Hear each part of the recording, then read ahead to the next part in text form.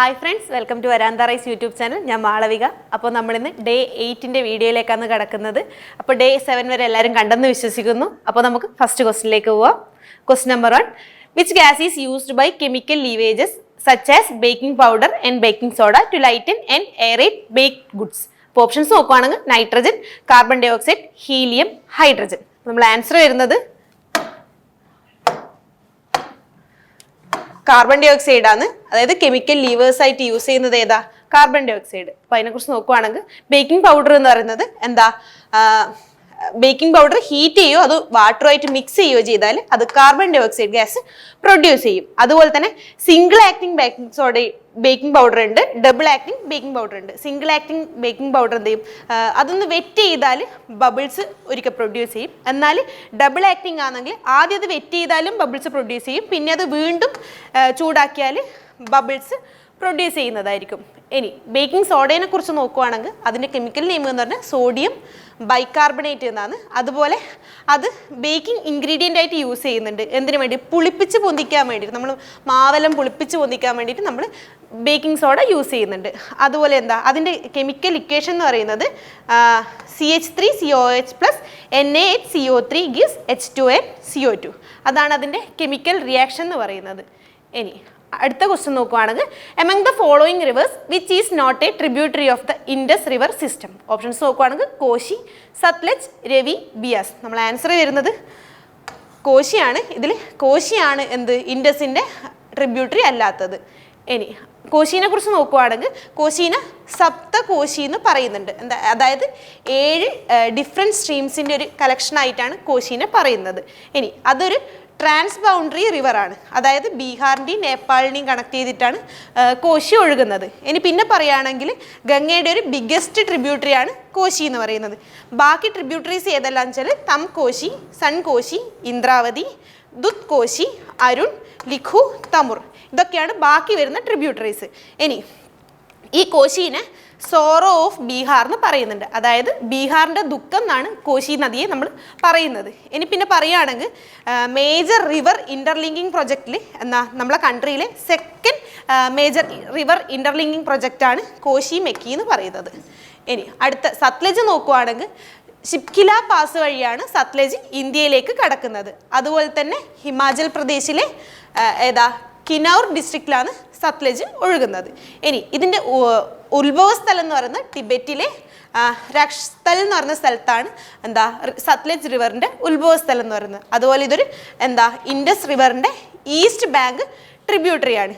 അതുപോലെ പാകിസ്ഥാനിലെ മിത്താൻ കോട്ടിൽ വെച്ചിട്ടാണ് സത്ലജ് ഇൻഡസുമായിട്ട് ജോയിൻ ചെയ്യുന്നത്. ഇനി അടുത്ത റിവർ രവി നോക്കുവാണെങ്കിൽ രവിയുടെ പണ്ടത്തെ പേര് പുരുഷ്ണി അല്ലെങ്കിൽ ഐരാവതി. ഇതാണ് രവിയുടെ പണ്ടത്തെ പേര് എന്ന് പറയുന്നത്. അതുപോലെ തന്നെ പഞ്ചാബ് റീജിയനിലെ 6 റിവേഴ്സിലൊന്നാണ് രവി എന്ന് പറയുന്നത്. ഇനി ഇതിനെ എന്താ ഇത് ലൊക്കേറ്റ് ചെയ്യുന്നത് പാകിസ്ഥാൻ്റെ ഈസ്റ്റേൺ ആയിട്ടും അതുപോലെ ഇന്ത്യയുടെ നോർത്ത് വെസ്റ്റ് റീജിയനിലായിട്ടാണ് ഈ രവി നദി ഒഴുകുന്നത്. ഇനി ബിയാസ് നോക്കുവാണെങ്കിൽ ബിയാസ് റിവറിൽ പെട്ട ഒരു പ്രധാനപ്പെട്ട ഡാമാണ് പൊങ് ഡാം എന്ന് പറയുന്നത്. അതുപോലെ അത് എന്താ ഹിമാലയത്തിലെ റോഹ്താഗ് ലാലയിൽ കൂടിയാണ് ബിയാസ് റിവർ ഒഴുകുന്നത്. അതുപോലെ തന്നെ അത് സത്ലജ് റിവറുമായിട്ട് ജോയിൻ ചെയ്ത് അറേബ്യൻ സീയിൽ ചെന്ന് പതിക്കുകയാണ് ചെയ്യുന്നത്. അതുപോലെ വേദകാലഘട്ടത്തിൽ അതിന് വിപാസ എന്നാണ് ഈ ബിയാസ് റിവറിനെ പറയുന്നത്. ഇനി അത് ഹിമാചൽ പ്രദേശിലേക്ക് കൂടിയും പഞ്ചാബിലേക്ക് കൂടിയും ഒഴുകുന്നുണ്ട്.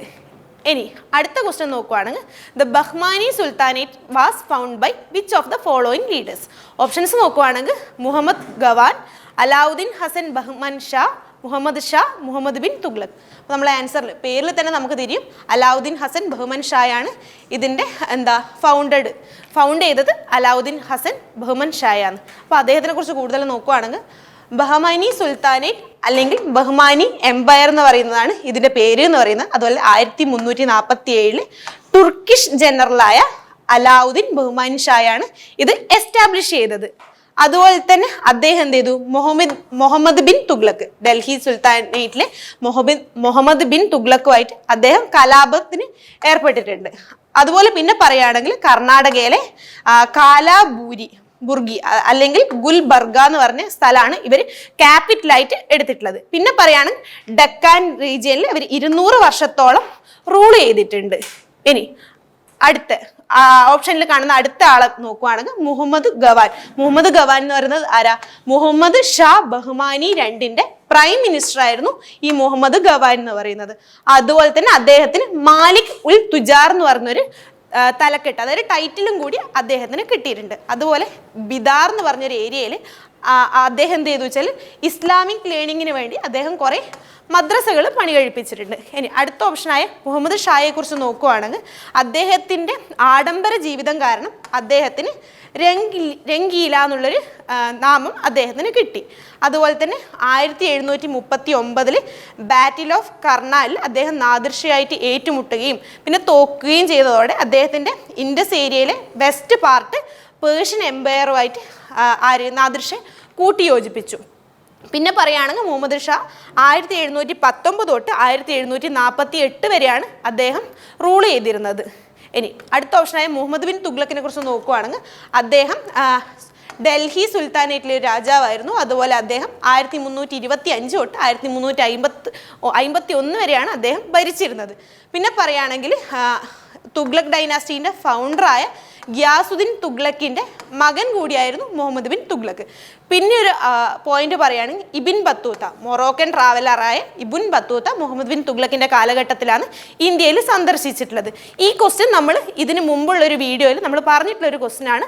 ആരാണ് ഇബിൻ ബത്തൂത്ത ഏത് രാജാവിൻ്റെ കാലഘട്ടത്തിലാണ് ഇന്ത്യ സന്ദർശിച്ചിട്ടുള്ളത്? അപ്പോൾ നമ്മൾ പറഞ്ഞായിരുന്നു ഈ ഇബിനും മുഹമ്മദ് ബിന്നും കൂട്ടി നമുക്ക് കണക്ട് ചെയ്തിട്ട് മുഹമ്മദ് ബിൻ തുഗ്ലക്കിൻ്റെ കാലഘട്ടത്തിലാണ് ഇബിൻ ബത്തൂത്ത ഇന്ത്യ സന്ദർശിച്ചിട്ടുള്ളത് എന്ന്. അപ്പോൾ നമ്മൾ അടുത്ത ക്വസ്റ്റ്യൻ നോക്കുകയാണെങ്കിൽ who among the following is the author of the novel Train to Pakistan? Options നോക്കുകയാണെങ്കിൽ RK നാരായൺ, ഖുശ്വന്ത് സിംഗ്, വിക്രം സേത്, ചേതൻ ഭഗത്. അപ്പോൾ നമ്മൾ ആൻസർ എന്ന് പറയുന്നത് ഖുശ്വന്ത് സിംഗ് ആണ്. ഖുശ്വന്ത് സിംഗിൻ്റെ പുസ്തകമാണ് ട്രെയിൻ ടു പാകിസ്ഥാൻ. ഇനി അതിനെക്കുറിച്ച് ഖുശ്വന്ത് സിംഗിനെ കുറിച്ച് നോക്കുകയാണെങ്കിൽ അദ്ദേഹം ഒരു ഇന്ത്യൻ ജേർണലിസ്റ്റാണ്, ലോയറാണ്, അതുപോലെ ഒരു പൊളിറ്റീഷ്യൻ കൂടിയായിരുന്നു. അദ്ദേഹത്തിൻ്റെ എക്സ്പീരിയൻസ്, ഏത് എക്സ്പീരിയൻസ്? 1947 പാർട്ടീഷനെ കുറിച്ചുള്ള എക്സ്പീരിയൻസ് ആണ് ഈ ട്രെയിൻ ടു പാകിസ്ഥാൻ എന്ന് പറഞ്ഞ പുസ്തകത്തിൽ അദ്ദേഹം എഴുതിയിട്ടുള്ളത്. അതുപോലെ തന്നെ അദ്ദേഹം രാജ്യസഭയിലെ ഒരു മെമ്പർ ഓഫ് MP ആയിരുന്നു. ഏത് കാലഘട്ടത്തിൽ? 1980 തൊട്ട് 1986 വരെ. അതുപോലെ അദ്ദേഹത്തിന് 1974 പത്മഭൂഷൺ കിട്ടിയിട്ടുണ്ട്. പക്ഷേ അത് നിരാകരിച്ചു. എന്തുകൊണ്ടെന്ന് വെച്ചാൽ ഓപ്പറേഷൻ ബ്ലൂ സ്റ്റാർ കാരണം അദ്ദേഹം 1984 ആ പത്മഭൂഷൺ വേണ്ടാന്ന് വെക്കുകയുണ്ടായി. അതുപോലെ 2007 അദ്ദേഹത്തിന് പത്മഭൂഷണും ലഭിച്ചു.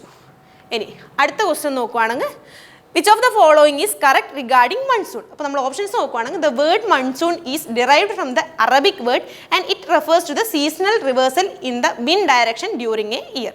അടുത്ത option the word monsoon is derived from the Tamil word and it refers to the seasonal reversal in the wind direction during a year. അടുത്ത option the word monsoon is derived from the Tamil word and it refers to the seasonal reversal in the wind direction every month. അടുത്ത last option നോക്കുകയാണെങ്കിൽ the word monsoon is derived from the Arabic word and it refers to the seasonal reversal in the wind direction every month. അപ്പോൾ നമ്മളെ correct answer എന്ന് പറയുന്നത് ഒന്നാമത്തെയാണ്. അതായത് the word monsoon എന്ന് പറയുന്നത് Arabic വേർഡാണ്. അതുപോലെ അതെന്താ പറയുന്നത് വെച്ചാൽ seasonal reversal in the wind direction during A year. അപ്പോൾ നമ്മൾ ഒന്നാമത്തെ ഓപ്ഷനാണ് കറക്റ്റ് ഓപ്ഷൻ എന്ന് പറയുന്നത്. ഇനി അതിനെക്കുറിച്ച് നോക്കുകയാണെങ്കിൽ മൺസൂൺ എന്ന് പറയുന്നത് സീസണൽ വിൻഡാണ് that reverse their direction according to the change in season അനുസരിച്ച് അവർ വിൻഡ് ഡയറക്ഷൻ ചേഞ്ച് ചെയ്യും. അതുപോലെ മൺസൂൺ എന്ന് പറയുന്നൊരു പീരിയോഡിക് വിൻഡാണ്. അതുപോലെ അതെന്ത് ചെയ്യും? സമ്മർ സീസണിൽ ആ കാറ്റ് കടലിൽ നിന്ന് കരയിലേക്കും, അതുപോലെ വിൻ്റർ സീസൺ ആണെങ്കിൽ കാറ്റ് കരയിൽ നിന്ന് കടലിലേക്കാണ് കാറ്റിൻ്റെ ഡയറക്ഷൻ എന്ന് പറയുന്നത്. അതുപോലെ ഇന്ത്യയിൽ സൗത്ത് വെസ്റ്റ് മൺസൂൺ എന്ന് പറയുന്നത് എപ്പാന്ന് പറഞ്ഞാൽ സമ്മർ കാലത്തിലാണ് ഇന്ത്യയിൽ സൗത്ത് വെസ്റ്റ് മൺസൂൺ. അതുപോലെ വിൻ്റർ കാലത്തിലാണ് നോർത്ത് ഈസ്റ്റ് മൺസൂണും വരുന്നത്. അതുപോലെ സൗത്ത് വെസ്റ്റ് മൺസൂണിൻ്റെ കാര്യം പറയുകയാണെങ്കിൽ ടിബറ്റൻ പ്ലേറ്റ്യൂവിൽ ഇൻഡൻസ് ലോ പ്രഷർ സിസ്റ്റം വരുമ്പോഴാണ് സൗത്ത് വെസ്റ്റ് മൺസൂൺ വരുന്നത്. അതുപോലെ നോർത്ത് വെസ്റ്റ് മൺസൂൺ ആണെങ്കിൽ സൈബീരിയൻ പ്ലേറ്റിലും ടിബറ്റൻ പ്ലേറ്റിലും കൂടി ഹൈ പ്രഷർ സെൽസ് വരുമ്പോഴാണ് നോർത്ത് ഈസ്റ്റ് മൺസൂൺ വരുന്നത്. ഇനി മൺസൂണിൻ്റെ കാരണങ്ങൾ എന്തൊക്കെയാണെന്ന് നമ്മൾ നോക്കിയാൽ intense heating of the Tibetan plateau during summer months, vast land area, permanent high pressure cell in the South Indian Oceans, പിന്നെ subtropical jet streams, tropical easterly jet, the strength of low pressure over Tibetan and high pressure over the southern Indian oceans, Somali current, Indian Ocean branch of Walker cell, Indian Ocean dipole. ഇതൊക്കെയാണ് നമ്മളെ മൺസൂണിൻ്റെ reasons ആയിട്ട് വരുന്നത്. ഇനി നമ്മൾ വരാന്ത റൈസിൻ്റെ 6 level practice method നോക്കുകയാണെങ്കിൽ first basic classes ഉണ്ട്. Basic class നമ്മൾ എക്സ്പെർട്ട് ഫാക്കൽറ്റി വന്നിട്ട് നമുക്ക് ബേസിക് ക്ലാസ്സസ് പ്രൊവൈഡ് ചെയ്യുന്നതായിരിക്കും. അതിൻ്റെ കൂടെ തന്നെ ബേസിക് സർക്കിൾസ് ഉണ്ടാവും. 5 or 6 ആളായിട്ടുള്ള കുട്ടികളുടെ ഗ്രൂപ്പാക്കി തിരിച്ച് അവർക്ക് മെൻറ്റർ സപ്പോർട്ടോടുകൂടി ബേസിക് മെറ്റീരിയൽസ് പ്രൊവൈഡ് ചെയ്യുന്നതായിരിക്കും. അത് കഴിയുമ്പോൾ അവർക്കൊരു എലിജിബിലിറ്റി ടെസ്റ്റ് വെച്ച് അവരെ എക്സ്ട്രീം സർക്കിൾസിലേക്ക് കടത്തി വിടുന്നതായിരിക്കും. എക്സ്ട്രീം സർക്കിൾസിലും ഇതുപോലെ 5-6 ആളായിട്ടുള്ള ഗ്രൂപ്പായിട്ടായിരിക്കും അവരെ തിരിച്ചിരിക്കുക. അവർക്ക് മെൻറ്റർ സപ്പോർട്ട് ഉണ്ടാകും. പക്ഷേ ബേസിക് സർക്കിൾസിന് എക്സ്ട്രീം സർക്കിൾസിലെ വ്യത്യാസം എന്ന് പറഞ്ഞാൽ അവർക്ക് കൊടുക്കുന്ന മെറ്റീരിയൽ കുറച്ചും കൂടി ഹയർ ലെവൽ മെറ്റീരിയൽ ആയിരിക്കും. അവർക്ക് മെയിൻസ് ലെവൽ ക്വസ്റ്റ്യൻസ് ചെയ്ത് കൊടുക്കാനായിരിക്കും മെറ്റീരിയൽ കൊടുക്കുന്നുണ്ടാവുക. അത് കഴിഞ്ഞ് സൂപ്പർ ബാച്ച് ഉണ്ട്. സൂപ്പർ ബാച്ച് എന്ന് പറയുമ്പോൾ എക്സാം ഓറിയൻറ്റഡ് ആയിരിക്കും സൂപ്പർ ബാച്ച് വരുന്നത്. അപ്പം എക്സാമിൻ്റെ നോട്ടിഫിക്കേഷൻ വന്നു 1-2 മാസം എക്സാമിന് മുമ്പായിട്ടായിരിക്കും സൂപ്പർ ബാച്ചുകൾ തുടങ്ങുന്നത്. പിന്നെ റിപ്പ് സെക്ഷൻ ഉണ്ട്. റിപ്പ് സെക്ഷൻ എന്ന് പറയുമ്പോൾ നമുക്ക് കണ്ടിന്യൂസ് മോക്ക് ടെസ്റ്റ് സീരീസ് വെച്ച് നമ്മുടെ കൺസിസ്റ്റൻസി സ്പീഡും വർദ്ധിപ്പിക്കുക എന്നതാണ് റിപ്പ് സെക്ഷൻ കൊണ്ട് ഉദ്ദേശിക്കുന്നത്. പിന്നെ മോക്ക് ഇൻ്റർവ്യൂ ഉണ്ട്. മോക്ക് ഇൻ്റർവ്യൂ എന്ന് പറയുമ്പോഴും ഒരു എക്സ്പേർട്ട് പാനലിൻ്റെ ആ ഒരു എൻവയോൺമെൻറ്റിൽ നമുക്ക് മോക്ക് ഇൻ്റർവ്യൂ തന്ന് നമ്മുടെ ലെവൽ കുറച്ചും കൂടി മെച്ചപ്പെടുത്തുക എന്നതുകൊണ്ടാണ് മോക്ക് ഇൻ്റർവ്യൂ കൊണ്ട് ഉദ്ദേശിക്കുന്നത്. അതുപോലെ നമ്മുടെ വരാന്ത റേസിൻ്റെ ഓഫ്ലൈനായിട്ടും ഓൺലൈനായിട്ടും ക്ലാസ്സുകളുണ്ട്. Offline class Monday to Friday regular ബാച്ചും അതുപോലെ സാറ്റർഡേ സൺഡേ വീക്കെൻഡ് ബാച്ചുകളും നമുക്ക് അവൈലബിൾ ആണ്. അതുപോലെ ഓൺലൈൻ ബാച്ചും ഉണ്ട്. അപ്പോൾ കോൺടാക്ട് ചെയ്യേണ്ട നമ്പറാണ് സ്ക്രീനിൽ കൊടുത്തിരിക്കുന്നത്. അപ്പോൾ നമുക്ക് അടുത്ത ക്വസ്റ്റിലേക്ക് പോവാം. അടുത്ത ക്വസ്റ്റ്യൻ എന്ന് പറയുന്നത് 6th question. The headquarters of the National Remote Sensing Center is located at options നോക്കുകയാണെങ്കിൽ ഹൈദരാബാദ്, കൊൽക്കത്ത, ബാംഗ്ലൂർ, മുംബൈ. അപ്പോൾ നമ്മൾ ആൻസർ വരുന്നത് ഹൈദരാബാദാണ് NRSCയുടെ ഹെഡ്ക്വാർട്ടേഴ്സ് വരുന്നത്. ഇനി അതിനെക്കുറിച്ച് കൂടുതൽ നോക്കുകയാണെങ്കിൽ national remote sensing centre NRS അതെവിടെയാണ്? ഹൈദരാബാദാണ് ലൊക്കേറ്റ് ചെയ്തിട്ടുള്ളത്.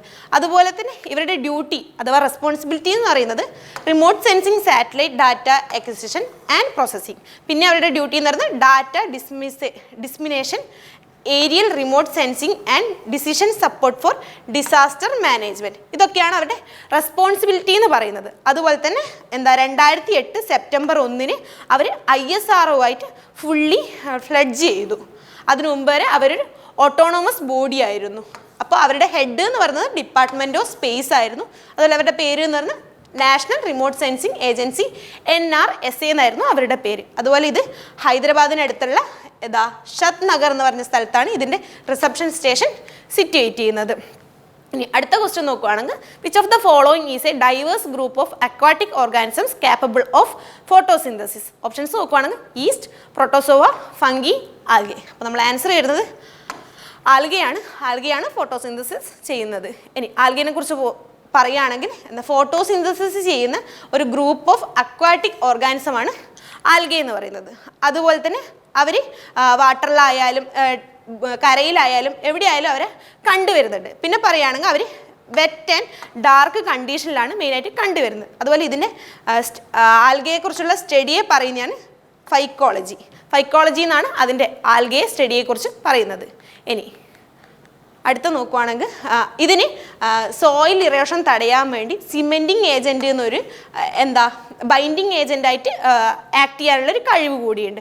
അതുപോലെ തന്നെ ആൽഗെ ചെക്ക് ചെയ്യും loss of nitrates through leaching and drainage വഴിയും ലീച്ചിങ് വഴിയും നഷ്ടമാകുന്ന നൈട്രേറ്റ്സിൻ്റെ ലോസ് ആൽഗയ്ക്ക് ചെക്ക് ചെയ്യാനുള്ള കഴിവുണ്ട്. അതുപോലെ ഈ ആൽഗേനെ പിഗ്മെൻറ്റിൻ്റെ പ്രസൻസ് വെച്ചിട്ട് അവരെ 3 ആയിട്ട് ക്ലാസിഫൈ ചെയ്തിട്ടുണ്ട്. Chlorophyceae, ഫിയോഫൈസിയെ and റോഡോഫൈസിയെ. അപ്പോൾ ക്ലോറോഫൈസിയ എന്ന് പറഞ്ഞാൽ ഗ്രീൻ ആൽഗയാണ്. അതുപോലെ ഫിയോഫൈസിയ എന്ന് പറഞ്ഞാൽ ബ്രൗൺ ആൽഗയാണ്. റോഡോഫൈസിയ എന്ന് പറഞ്ഞാൽ റെഡ് ആൽഗയാണ്. ഇനി നമ്മൾ അടുത്ത ഈസ്റ്റ് നോക്കുകയാണെങ്കിൽ ഈസ്റ്റ് എന്ന് പറയുന്നൊരു യുക്കാരിയോട്ടിക് യൂണിസെല്ലുലാർ ഫംഗസ് ആണ്. അതുപോലെ അവർ ബ്രെഡ് മേക്കിങ്ങിന് വേണ്ടിയിട്ടും യൂസ് ചെയ്യുന്നുണ്ട്. അതിൻ്റെ സയൻറ്റിഫിക് നെയിം എന്ന് പറഞ്ഞാൽ സക്കാരിയോമൈസിയെ സെർവീസിയെ എന്നാണ് അതിൻ്റെ ഈസ്റ്റിൻ്റെ സയൻറ്റിഫിക് നെയിം എന്ന് പറഞ്ഞാൽ. അതുപോലെ അതിന് ബേക്കേഴ്സ് ഈസ്റ്റ് എന്നും കോമൺലി വിളിച്ചു വരുന്നൊരു പേരാണ്. ഇനി അതിൻ്റെ വെറൈറ്റി ഓഫ് ഫോംസ് ഉണ്ട്. അതുപോലെ ഇതെന്ന് വെച്ചാൽ ഫെർമെൻറ്റ് ചെയ്ത് ഷുഗറിനെ എന്ത് ചെയ്യും, കാർബൺ ഡൈ ഓക്സൈഡും ആൽക്കഹോളുമായിട്ട് ഡിവൈഡ് ചെയ്യുന്നുണ്ട്. അതുപോലെ ഇത് മെയിനായിട്ട് ബ്രൂയിങ് ഇൻഡസ്ട്രി, അതുപോലെ എന്നാ ബ്രെഡ് മേക്കിങ്, ഇതിനൊക്കെ വേണ്ടിയിട്ടാണ് ഈ ഈസ്റ്റ് യൂസ് ചെയ്യുന്നത്. ഇനി അടുത്ത നോക്കുവാണെങ്കിൽ പ്രോട്ടോസോവ എന്ന് പറയുന്നത് പ്രോട്ടോസോവ മെയിനായിട്ട് ബാക്ടീരിയനെയും കഴിക്കും, അതുപോലെ ബാക്കി വരുന്ന പ്രോട്ടോസോവേനെയും പിന്നെ സംടൈംസ് ഫംഗീനെയും അത് ഭക്ഷണമായിട്ട് യൂസ് ചെയ്യുന്നുണ്ട്. അതുപോലെ അവരെന്ന് പറഞ്ഞാൽ അവരെ സെൽ ടിഷ്യൂസ് വഴിയാണ് ഫുഡിനെ അബ്സോർബ് ചെയ്യുന്നത്. ഇനി പ്രോട്ടോസോവ എന്ത് ചെയ്യും, അവരുടെ ഫുഡിനെ സ്റ്റൊമക് ലൈക്ക് കമ്പാർട്ട്മെൻറ്റ്സിൽ വെച്ചിട്ടാണ് ഡൈജസ്റ്റ് ചെയ്യുന്നത്. അതുപോലെ അതിൻ്റെ ഇത് പറയുകയാണെങ്കിൽ അവർ നൈട്രജന് ഗിവ് ചെയ്യുന്നുണ്ട്. ഇനി അടുത്ത ഓപ്ഷൻ നോക്കുകയാണെങ്കിൽ ഫംഗി എന്ന് പറയുന്നത് എന്താ, ഒരു ഹെട്രോട്രോപിക് ഓർഗാനിസം ആണ്. അതുപോലെ അതിൻ്റെ wide variety of morphology and ഹാബിറ്റാറ്റാണ് നമുക്ക് കാണാൻ പറ്റുന്നത്. അതുപോലെ അത് എന്ത് ചെയ്യും, ഫംഗി ആർ കോൺസ്മോപൊളിറ്റിയൻ, അതായത് അവർക്ക് എല്ലാ തരത്തിലും എവിടെ കരയിലായാലും വെള്ളത്തിലായാലും മണ്ണിലായാലും ആനിമൽസിലായാലും പ്ലാന്റ്സിലായാലും ജീവിക്കാനുള്ള കഴിവുണ്ട്. അതുപോലെ സ്റ്റഡി ഓഫ് ഫംഗി എന്ന് പറയുന്നത് മൈക്കോളജിയാണ് സ്റ്റഡി ഓഫ് ഫംഗിയെ പറയുന്നത്. ഇനി എട്ടാമത്തെ ക്വസ്റ്റ്യൻ നോക്കുകയാണെങ്കിൽ which of the following countries hosted the 22nd FIFA World Cup football in 2022? Options നോക്കുകയാണെങ്കിൽ Oman, South Africa, Qatar, Brazil. അപ്പോൾ നമ്മൾ ആൻസർ എഴുതുന്നത് ഖത്തറാണ്. നമ്മൾ എല്ലാവരും തന്നെ 2022 ഫിഫ വേൾഡ് കപ്പ് കണ്ടവരായിരിക്കും. ഇനിയപ്പോൾ അതിനെക്കുറിച്ച് പറയുകയാണെങ്കിൽ 1930 എന്ത് ഫിഫ വേൾഡ് കപ്പ് സ്റ്റാർട്ട് ചെയ്തത്. അതുപോലെ എല്ലാ 4 വർഷവും കൂടുമ്പോൾ അത് നടത്തി വരുന്നുണ്ട്. പക്ഷേ 1942 1946 സെക്കൻഡ് വേൾഡ് വാർ കാരണം അത് ഫിഫ വേൾഡ് കപ്പ് നടത്തിയില്ല.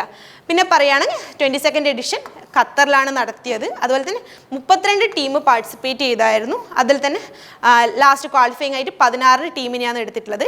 ഇനിയിപ്പം ഓരോ ഫിഫ വേൾഡ് കപ്പ് കഴിയുമ്പോൾ അവസാന ഘട്ടത്തിൽ അവർ അടുത്തത് ഏത് വർഷം എവിടെയാണ് നടത്തുന്നതെന്ന് നേരത്തെ തീരുമാനിക്കുന്നതാണ്, പറയുകയും ചെയ്യും. അപ്പോൾ അടുത്തത് 2026 Canada, Mexico and US ഇവിടെയായിട്ടാണ് 2026 FIFA World cup നടത്താൻ പോകുന്നത്. ഇനി അടുത്ത ക്വസ്റ്റ്യൻ നോക്കുകയാണെങ്കിൽ who among the following founded the Asiatic Society of Bengal in 1784?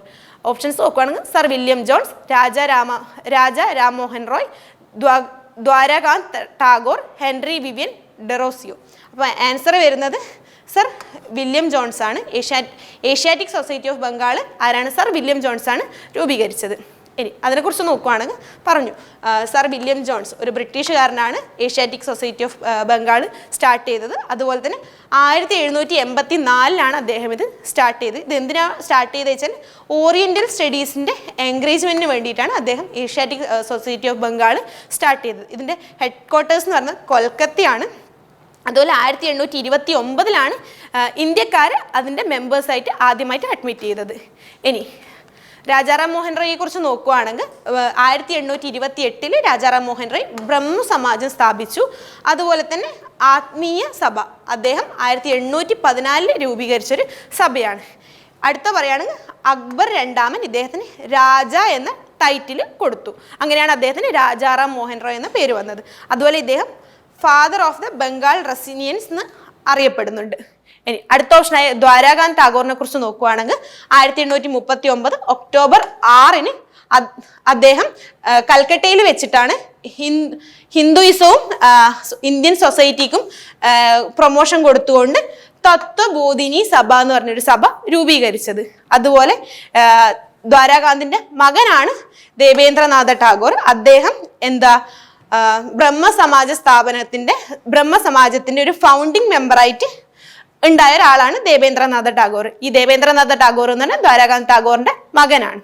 ഇനി അടുത്ത ഓപ്ഷനായ ഹെൻറി വിവിയൻ ഡെറോസിയെ കുറിച്ച് നോക്കുകയാണെങ്കിൽ അദ്ദേഹം യങ് ബംഗാൾ മൂവ്മെന്റിന്റെ ഒരു ലീഡർ ആയിരുന്നു. അതുപോലെ ലേറ്റ് 1820s തുടങ്ങിയൊരു മൂവ്മെന്റ് ആയിരുന്നു യങ് ബംഗാൾ മൂവ്മെന്റ് എന്ന് പറയുന്നത്. അതുപോലെ പറഞ്ഞു അദ്ദേഹം ഇതിന്റെ ലീഡർ ആയിരുന്നു. അതുപോലെ ഇദ്ദേഹം first nationalist poet of modern India എന്നും കൂടി അറിയപ്പെടുന്നുണ്ട്. നമ്മളെ ഇന്നത്തെ ലാസ്റ്റ് ക്വസ്റ്റ്യൻ 10ാമത്തെ ക്വസ്റ്റ്യൻ നോക്കുകയാണെങ്കിൽ who among the following governor general enacted the law against sati practice in December 1829? Options നോക്കുകയാണെങ്കിൽ Lord Canning, Lord William Bentinck, Lord Dalhousie, Lord Warren Hastings. അപ്പോൾ നമ്മളെ ആൻസർ എന്ന് പറയുന്നത് ലോർഡ് വില്യം ബെൻഡിക്റ്റാണ്. ലോർഡ് വില്യം ബെൻഡിക്റ്റാണ് സതി നിർത്തലാക്കിയ വ്യക്തി.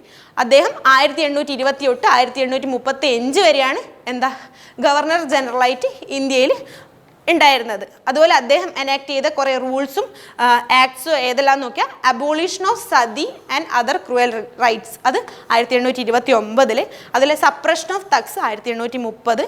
അതുപോലെ അദ്ദേഹം ചാർട്ടർ ആക്ട് 1833 ഇറക്കി. അതുപോലെ തന്നെ റെസല്യൂഷൻ ഓഫ് 1835, കൂടാതെ എഡ്യൂക്കേഷണൽ റിഫോംസ്, അതിൽ വരുന്നതാണ് ഇംഗ്ലീഷിനെ ഒഫീഷ്യൽ ലാംഗ്വേജ് ആയിട്ട് കൊണ്ടുവരുന്നത്. അതുപോലെ തന്നെ അദ്ദേഹം അനക്സ് ചെയ്ത കുറച്ച് സ്ഥലങ്ങൾ തന്നെ മൈസൂർ 1831, കൂർഗ് 1834, അതുപോലെ സെൻട്രൽ ചച്ചാർ 1834. ഇതെല്ലാം അദ്ദേഹം അനക്സ് ചെയ്ത സ്ഥലങ്ങളാണ്. അതുപോലെ എന്ത് ചെയ്തു വെച്ചാൽ treaty of perpendicular friendship with Ranjit Singh, അദ്ദേഹം treaty of perpetual friendship with Ranjit സിംഗുമായിട്ട് സൈൻ ചെയ്തു. അതുപോലെ abolish the provisional court of appeal and circuit. ഇതൊക്കെയാണ് ലോർഡ് വില്യം ബെൻഡിക്റ്റ് അദ്ദേഹം ഗവർണർ ജനറലായി ഇരുന്ന കാലഘട്ടത്തിൽ കൊണ്ടുവന്ന ആക്റ്റും റൈറ്റ്സും ഒക്കെ. അപ്പോൾ നമ്മൾ ഇന്നത്തെ 10 ക്വസ്റ്റ്യൻ ഇവിടെ ഡിസ്കസ് ചെയ്തിട്ടുണ്ട്. അപ്പോൾ 10 ക്വസ്റ്റ്യനും ഇന്ന് ഒന്നും കൂടി പോയി നിങ്ങൾ റിവൈസ് ചെയ്യുക. റിവൈസ് ചെയ്താൽ ഈ 8ാമത്തെ ദിവസം ആകുമ്പോഴേക്ക് നമ്മൾ 80 ക്വസ്റ്റ്യനാണ് ഇതുവരെയായിട്ട് നമ്മൾ പഠിച്ചിട്ടുള്ളത്. അപ്പം ഈ 80 ക്വസ്റ്റ്യൻ നിങ്ങൾ ഒന്നും കൂടി റിവൈസ് ചെയ്ത് പഠിച്ചു വരിക. അപ്പം അടുത്ത വീഡിയോയിലേക്ക് കാണും വരെ താങ്ക് യു.